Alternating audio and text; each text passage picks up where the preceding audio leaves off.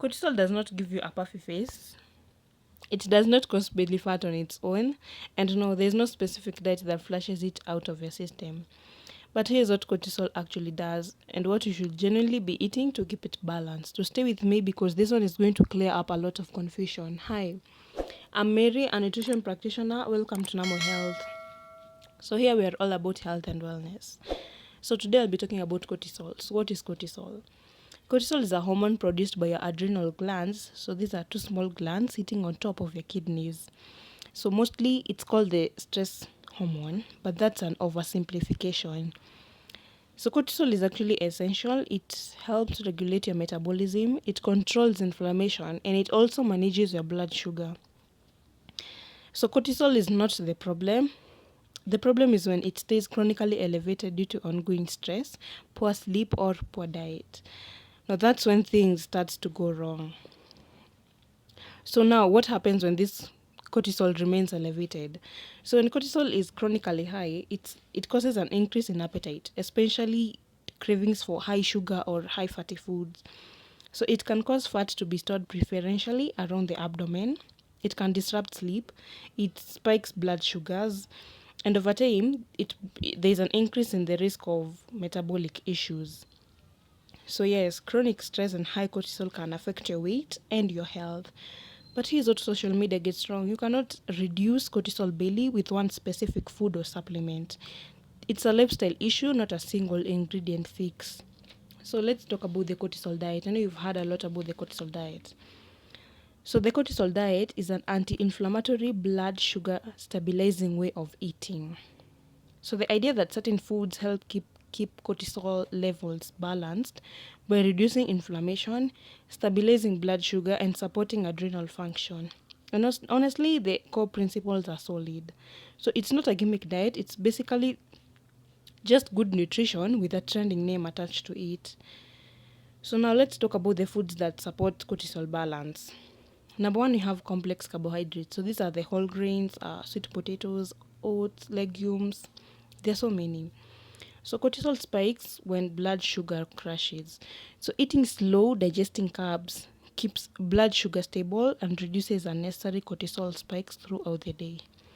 Then you have magnesium rich foods like the dark leafy greens, pumpkin seeds, dark chocolate, bananas, avocado. So basically magnesium is one of the most researched nutrients in relation to stress. So low magnesium is associated with higher cortisol and increased anxiety. So most people are actually not getting enough. Then you have vitamin C rich foods like the oranges, bell peppers, strawberries, kiwi. So your adrenal glands have one of the best concentration of vitamin C in the body. So under stress, your body burns through vitamin C very fast.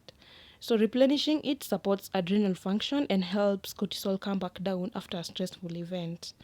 Then you have omega-3 fatty acids like the fatty fish. So the fatty fish like salmon, sardines, walnuts, flax seeds. So basically, omega 3 helps to reduce inflammation. So when you see chronic inflammation, it is a cause and a consequence of high cortisol. So getting enough of omega 3 is one of the most evidence-backed ways to support a healthy stress response. Then you have fermented foods and fiber, like yogurt, kefir, high fiber veggies. So there's a growing body of research on the gut-brain axis. Basically, your gut and your brain are in constant communication. So a healthy gut microbiome is linked to better stress resilience and more balanced cortisol patterns. Then you have protein at every meal, like the eggs, the legumes, the meat, tofu. So protein stabilizes blood sugar and provides the amino acids needed to produce neurotransmitters like serotonin and dopamine, which directly influence your stress response. So those are the foods that you should take to help balance cortisol. So let's talk about what you should limit. Number one, you have caffeine. Especially when you're taking in large amounts and late in the day, caffeine directly stimulates cortisol release. So 1 or 2 cups of coffee in the morning is fine for most people, but if you're already stressed and anxious, so piling on coffee is making it worse. Number two, you have alcohol. So basically, alcohol disrupts sleep and elevates cortisol. So even moderate alcohol affects your cortisol pattern overnight. Then you have high sugar foods. So they cause blood sugar spikes and crashes, which trigger cortisol release. So this is the cycle that drives cravings when you're stressed. Then you have ultra processed foods. They're high in refined carbs, seed oils, and additives that promote inflammation, which keeps cortisol elevated. So let's talk about their lifestyle because it matters too. I have to say this because food alone won't fix it actually. Sleep is probably the single best level of cortisol regulation. Poor sleep raises cortisol. High cortisol disrupts sleep, so it becomes a cycle. So movement helps to moderate. Movement helps to it is essential. So moderate exercise lowers cortisol over time, but intense exercise without adequate recovery actually spikes it. And chronic physiological psychological stress, the kind that doesn't go away, it needs to be addressed directly. So food supports the stress response, but it doesn't replace dealing with the source of stress.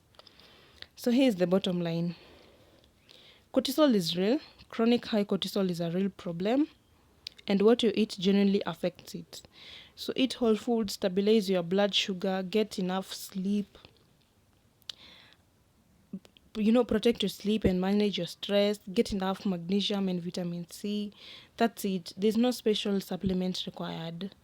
So if this video helped you make sense of all the cortisol content you've been seeing, share it with someone who needs it. Don't forget to subscribe for nutrition tips. So here we're all about real science, real food. I'm glad you stayed till the end. See you in the next one.